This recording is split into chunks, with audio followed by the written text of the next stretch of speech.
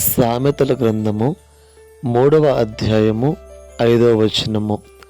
నీ సుబుద్ధిని ఆధారం చేసుకొనక నీ పూర్ణ హృదయముతో యెహోవా యందు నమ్మిక ఉంచుము. దేవుడి మాటలను దీవించి ఆశీర్వదించునుగాక. ఆమెన్. వాక్యం చెప్తుంది, మన సుబుద్ధిని ఆధారం చేసుకొని మనము మన సొంత బుద్ధిని లేదంటే ఎదుటి వారి మీద ఆధారం పడి ఎప్పుడైతే నడుచుకుంటామో మరి మనకి ఎటువంటి ఆశ్చర్య కార్యములు కానీ ఏమి మనం చూడలేము. అయితే అలా చేసుకొనక వాక్యం చెప్తుంది, నీ పూర్ణ హృదయముతో యెహోవా యందు నమ్మిక ఉంచుము. అంతే. నమ్మకం ఉంచితే మనము తప్పక దేవుని కార్యాలు చూసేవారుగా ఉంటాము. నా ప్రియ సహోదరి సహోదరుడా, వాక్యం చెప్తుంది పూర్ణ హృదయముతో, అంటే సగమిటు సగమటుగా ఉండేవారుగా మనం ఉండకూడదు.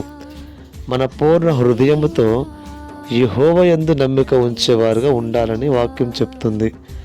ఈ యొక్క ఉదయకాల సమయంలో మరి ఒక్కసారి వాక్యాన్ని జ్ఞాపకం చేసుకుందాం.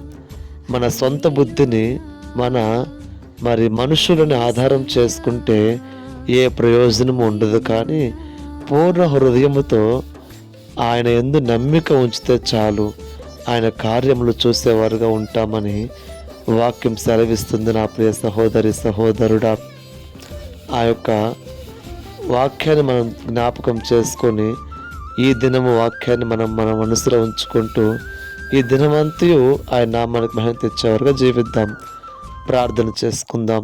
మహాగణుడైన దేవా, మీకు స్తోత్రాలు, మీకు వందనాలు అయ్యా. మీరు మాట్లాడుతున్నందుకు మీకు వందనాలు.